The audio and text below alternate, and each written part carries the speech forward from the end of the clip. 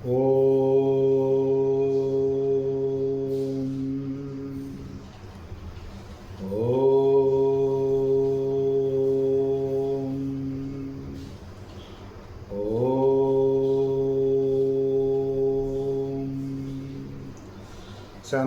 భుజగసేనం పద్మనాభం శ్రేయసం విశ్వాకారం విశ్వాధారం గగనసదృశం మేఘవర్ణం శుభాంగం లక్ష్మీకాంతం కమలనయనం యోగిరుజ్జానగమ్యం వందే విష్ణుం భవభైరం సర్వలోకైకనాథం శుక్లాం వరదరం విష్ణుం శశివర్ణం చతుర్భుజం ప్రసన్నవదనం ధ్యాయే సర్వవిఘ్నోపశాంతయే అగజానన పద్మార్కం గజానన మహర్నిసింహనేకదంతం భక్తానాం ఏకదంతం ఉపాస్మహే బుద్ధిర్బలం యశోధైర్యం నిర్భయత్వం రోగతం అజాడ్యం వాక్పటుత్వచ్చ హనుమాన్ స్మరణాన్ భవేత్. అసతోమా సద్గమయ తమసోమా జ్యోతిర్గమయ మృత్యోర్మా అమృతంగమయ. ఓం శాంతి ఓం శాంతి ఓం శాంతి. సత్సంగత్వే నిస్సంగత్వం నిస్సంగత్వే నిర్మోహత్వం నిర్మోహత్వే నిశ్చలతత్వం నిశ్చలతత్వే జీవన్ముక్తి. సకల ఋషి దేవతాభ్యో నమః. గురుర్బ్రహ్మ గురుర్విష్ణు గురుర్దేవో మహేశ్వరః గురు సాక్షాత్ పరబ్రహ్మ తస్మై శ్రీ గురవే నమః. ఈ విశ్వానికి బ్రహ్మదేవుడు గురువు, విష్ణు భగవానుడు గురువు, శివ భగవానుడు గురువు అని సృష్టి ఆవిర్భావంలో ఈ గురు బ్రహ్మ స్తుతి వచ్చింది. ఇందువలనయానంగా బ్రహ్మదేవుడే 4 వేదాలని 18 పురాణాలని అనేకమైనటువంటి ఈ ఇతిహాసాలని అన్నిటినీ అపౌరుషేయాలుగా ఈ సృష్టికి విధి విధానాలుగా ఇవ్వబడ్డాయి. కాబట్టి బ్రహ్మదేవుడే ప్రథమ గురువు, ఆయనే విష్ణు భగవానుడు, ఆయనే శివ భగవానుడుగా సృష్టి ఆదిలో చెప్పబడింది. కాబట్టి ఆ ముగ్గురికి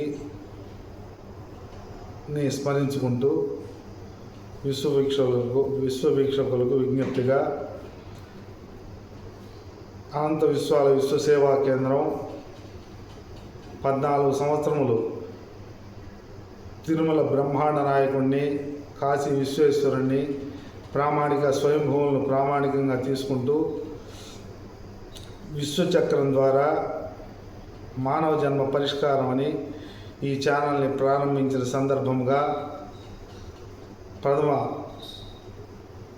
ప్రత్యక్ష పరిచయంగా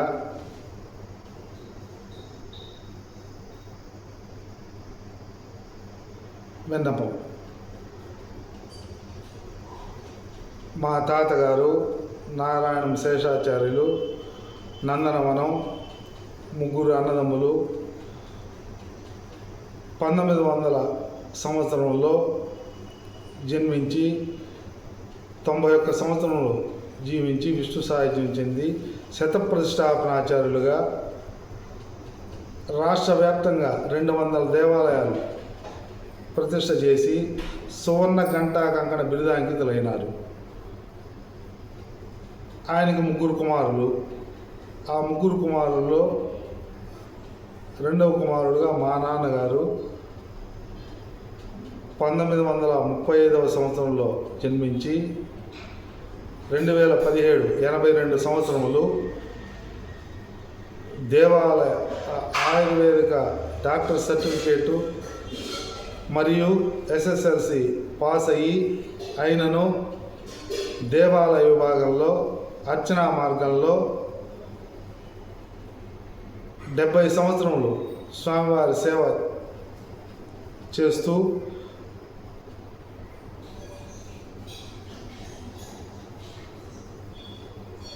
ఆయన 2వ కుమారుడుగా, 3 కుమారుడు కూతురులో 2వ కుమారుడుగా ఆయనతో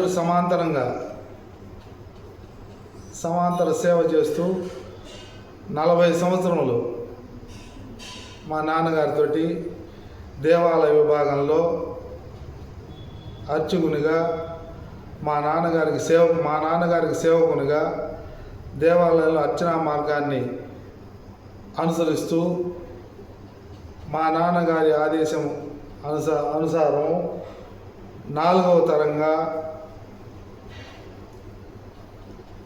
అనంత విశ్వాల విశ్వసేవా కేంద్రం దేవాలయంలో ప్రతిష్ట అనంతరం 1 శతాబ్ది అర్చనా మార్గంలో ఉంటూ అఖండ మహాసంకల్పము, చతుర్విధ పురుషార్థాలు, మానవ జాతికి పరిష్కారంగా, ప్రతి మానవుడికి పరిష్కారంగా, ప్రతి మానవుడు మోక్షాన్ని చెందవచ్చు అనేటువంటి ప్రమాణాన్ని మా నాన్నగారు గుర్తించి అనంత విశ్వాల విశ్వసేవా కేంద్రాన్ని అనన్య సేవగా విశ్వంలోకి మహర్షులు సూచించిన విధంగా వ్యాస మహర్షుల వారు, వికర్ష మహర్షుల వారు పర, వ్యూహ, అచ్చ, విభవ, అంతర్యామి 5 తత్వాల్ని దేహానికి, గృహానికి, వ్యవస్థకి, సంస్థలకి, భూమికి నిరంతర వ్యాపించిన పరమాత్మకి 5 అంశాలకి చెందినవాడుగా విష్ణు సహస్రనామం ద్వారా మహర్షులు విశ్వవ్యాప్తమై ఉన్నాడని పరమాత్మ స్వయంగా ద్వాపరయుగంలో ప్రకటించిన కారణంగా దేహంలోనే మూలాలు ఉన్నాయి. మానవ మోక్షానికి మూలాలు దేహంలోనే ఆరంభమవుతున్నాయి. తల్లిదండ్రుల ద్వారా మూలం అక్కడున్నది అనేటువంటి దాన్ని మా నాన్నగారు గుర్తించి అనంత విశ్వాల విశ్వసేవా కేంద్రాన్ని 14 సంవత్సరాలు వీలైనంతవరకు దాన్ని 4 దశలుగా తర్కము, విచారణ, అవగాహన, అనుభవం 4వ దశలో ప్రమాణం అందుతుంది. తర్కించుకోవాలి, విచారణ చేయాలి, అంటే విధిలో చలిస్తూ ఉండాలి, తర్కించాలి. అవునా కాదా, అవునా కాదా, అవునా కాదా తర్కించాలి. దీనికంతా ప్రమాణం వేదాలు, పురాణాలు, ఉపనిషత్తులు, ఇతిహాసాలు, భాగవతం, రామాయణం, భారతం, భగవద్గీత, విష్ణు సహస్రనామం. వీటి ద్వారా తర్కించుకొని విచారించుకొని దాన్ని అవగాహన చేసుకుంటూ, అంటే ఆ ప్రమాణాన్ని అన్వయం చేసుకుంటూ అనుభవంలోకి రాగలిగితే, 3వ దశ అనుభవంలోకి రాగలిగితే ఆ అసతోమ సద్గమయ, తమసోమ జ్యోతిర్గమయ, మృత్యోర్మ అమృతంగమయ, అప్పుడు దేహానికి సంబంధించిన శాంతి, జీవ ప్రమాణానికి జీవితానికి సంబంధించిన శాంతి, దివ్యత్వానికి సంబంధించినటువంటి ప్రమాణానికి శాంతి, 3 శాంతులు ఏ దేహమైనా అనంత విశ్వంలో గృహంలోనే బ్రహ్మచర్య ఆశ్రమంలో దీనికి పునాదులు వేసుకోగలిగితే అందుకోగలరని మహర్షులు సూచించిన కారణాన్ని గుర్తించి అది విశ్వచక్రంగా ఆవిర్భవించి ఆ విశ్వచక్ర ప్రమాణాన్ని తిరుమల 2024వ సంవత్సరంలో 14 సంవత్సరముల అనంతరము బ్రహ్మాండ నాయకుడి దగ్గర అర్చించబడి, పూరి జగన్నాథుడి దగ్గర అర్చించబడి, కాశీ విశ్వనాథుడికి దర్శింపబడి అనంత విశ్వంలోకి ఆవిష్కరించడం జరిగింది. ఈ విశ్వచక్రం ద్వారా ఆ విశ్వచక్రాన్ని అధ్యయనం ఎవరైనా చేయగలిగితే ప్రతి మానవ దేహానికి పరిష్కారం లభిస్తుంది. భార్యాభర్త కాదు, ఈ భగవత్ సృష్టి మానవ దేహం, స్త్రీ పురుష ఎవరైనా కానీ మానవ దేహం మాత్రమే. ఆ మానవ దేహం సాధించాల్సింది గర్భోపనిషత్తు ద్వారా మూలాలు అందుతాయి. ఆ గర్భోపనిషత్తు అనేటువంటి ప్రమాణం ద్వారా మూలం నుంచి ఎవరు కదలగలిగినా అంతిమంగా మానవ దేహం ఎవరైనా కానీ అనంతమైన కలియుగాంతం వరకు, కృతయుగ ఆరంభం నుండి కలియుగాంతం వరకు అనన్య శేషత్వము అనేటువంటి దాన్ని అందుకోవాలి. దాన్ని సాధించేటువంటి దానికి ఒక చిన్న ప్రయత్నమే ఒక అణురూపంలో విష్ణు సహస్రనామంలో అణవే నమః అని అంటారు. కృష్ణ పరమాత్మ స్వయంగా చెప్పింది అణవే నమః అంటే అణు రూపంలో ఉన్నాను. వ్యవస్థానాయ నమః, ఈ వ్యవస్థలన్నీ నా చేతిలో ఉన్నాయి. సంస్థానాయ నమః, ఈ సంస్థలన్నీ నా చేతిలోనే ఉన్నాయి. వసుధాయ నమః, ఈ భూమి అంతా నా చేతిలోనే ఉంది. యమాయ నమః, యమధర్మరాజు రూపంలో నేనే ఉన్నాను. నియమాయ నమః, నియమ రూపంలో నేనే ఉన్నాను. చివరికి 108 సర్వప్రహణాయుధాయ నమః, అన్నీ అనేక యుగాలు, అనేక కాలాలు, అనేక జీవులు, అనేక మన్వంతరాలు, కల్పాలు అన్నిటికీ నేనే ఆధారమై నిరంతరం ప్రతి జీవిలో ఉంటూ ప్రతి జీవికి ఆధారమై, ఇప్పుడు ప్రస్తుతానికి కలియుగంలో 100 సంవత్సరాలు మానవ దేహం ఉండేది, దాన్ని ఎంతైనా అనుకోవచ్చు. ప్రతి దేహంలో ఉంటూ ప్రతి జీవికి ఆధారమై నిరంతర సంచారి అయి నిరంతరం ప్రతి దేహానికి కర్మఫలాలను ఇస్తూ తీసుకొని పోతూ ఉంటూ జననము మృత్యువు అనేటువంటి చక్రంలో తిప్పుతూ అనేక జన్మల్ని ఇస్తూ కోటాను కోట్ల జన్మల్లో ఉంటూ జీవన్ముక్తిని మోక్షాన్ని పొందేటువంటి దానికి పరమ అవకాశాన్ని భగవద్గీత విష్ణు సహస్రనామం ద్వారా వేదాలు పురాణాలు ఉపనిషత్తుల ఆధారంగా ఇవ్వబడినటువంటి ఋషులు తెలియపరచబడింది. కాబట్టి ఋషుల ప్రమాణంగా ఎవరైనా కానీ ఆ విశ్వ చక్రాన్ని దేహాత్మ విచారణ ఎవరైనా ఇంట్లో తర్క విచారణలో చేసుకోవచ్చు. ఎవరైనా దానికి పెద్ద విద్యలు అవసరం లేదు. వేదాలని పురాణాలని వీటన్నిటిని చూసి భయపడాల్సిన అవసరం లేదు. వాటిని ఎవరైనా కానీ తెలుగు భాషలోకి అన్వయం చేయబడింది. ఎవరైనా ప్రతినిత్యం, అందుకనే పంచమహాయజ్ఞాలు అని చెప్పండి. బ్రహ్మయజ్ఞం ప్రతిరోజు బ్రహ్మదేవుడి ద్వారా ఇవ్వబడినటువంటి పురాణాలని రోజు కొంత సమయం అధ్యయనం చేయవలను అని చెప్పండి. దేవయజ్ఞాన్ని చేయవలను అని చెప్పబడింది. పితృయజ్ఞం మాతృయజ్ఞం.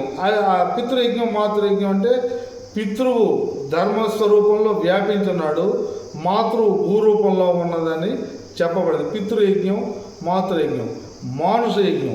మానుషయజ్ఞం అంటే ఈ మూడిటి ద్వారా నేను అధ్యయనం ద్వారా తెలుసుకొని అధ్యాపనం ద్వారా చాలామందిలోకి వ్యాప్తిలోకి తీసుకోవచ్చు. ఇంకా అనేక రూపాల్లో ద్రవ్య ద్వారా అని పుణ్యాన్ని అనేక ద్రవ్యాలని వ్యాప్తిలోకి విస్తృతంగా సమర్పణ గావిస్తూ మానుష యజ్ఞాన్ని చేయవచ్చు. భూతయజ్ఞం సకల 84 లక్షల జీవరాశి, మనిషి కాక మానవుడు కాక 84 లక్షల జీవరాశి ఉన్నాయి. ఆ 84 లక్షల జీవరాశులతో కూడి సహచరించడమే భూతయజ్ఞం. ఏ జీవికి ఇబ్బంది కలగకుండా ఈ 5 యజ్ఞాలు కూడా చేస్తూ తర్కించి విచారణ చేసి దేహాత్మ విచారణ పరమాత్మ తత్వ విచారణ చేసి జీవిత సూత్రమైన ధర్మాన్ని అనుసరించి అర్థాన్ని పొంది దాంట్లో కోరికలు తీర్చుకుంటూ ప్రతినిత్యం మోక్షం అంటే విడుదల. అతి సులభంగా పదాలు మోక్షం కలిగిందే, స్కూల్కి పోయి మోక్షం కలిగింది అంటారు. ఒకరెవరో పట్టుకుంటే మోక్షం అయిందిరా నాయన అంటారు. ఈ రకమైన పదాలను ఉపయోగిస్తున్నారు. కానీ ప్రతినిత్యం ప్రతి దేహానికి ధర్మాన్ని అనుసరించి అర్థాన్ని పొందుతూ కోరికలు తీర్చుకుంటూ ప్రతినిత్యం మోహాన్ని క్షయం చేయగలిగేటువంటిది మోక్షం. భూమి ప్రతినిత్యం నాకు భూమాత నన్ను నిత్యం మోస్తూ ఉంది, అన్నీ ఇస్తూ ఉన్నది. పరమాత్మ ఆ నిరంతర శ్వాసనిస్తూ ఉన్నాడు అనేటువంటి ప్రాథమిక సహజ ప్రమాణాన్ని, సత్యాన్ని, ధర్మాన్ని, ఆ న్యాయాన్ని ప్రతి జీవుడు, దేహంలో ఉన్న జీవుడు అమలు చేసుకోగలిగితే జీవ ప్రమాణం, జీవసూత్రం ఎవరికైనా బాల్యంలో ప్రహ్లాదు ప్రమాణమే విష్ణు సహస్రనామ రూపంలో కలియుగానికి ఆవిర్భవించింది. అందువలన దాన్ని ఈ మూడింటి విచారణ చేయగలిగితే అందుతుందని విన్నపం చేస్తూ ఈ విశ్వ ప్రమాణాన్ని, ఈ విశ్వ చక్రాన్ని పరిచయం చేస్తూ రెండవ దశ మరలా ఇంకొకసారి ఈ విచారణ అవగాహనను విశ్వంలోకి వ్యాప్తి చేయటం పరమ కర్తవ్యంగా వ్యాప్తాయనమ అంటారు. విష్ణు సహస్రనామం వ్యాప్తాయనమ అంటే ఆయన వ్యాపించున్నాడు ప్రహ్లాదుడు చెప్పాడు. విష్ణు సహస్రనామం చెప్తోంది. మంత్రాలన్నీ ప్రతి దేవాలయంలో కూడా అర్చక స్వాములు ఘోషిస్తూ ఉన్నారు.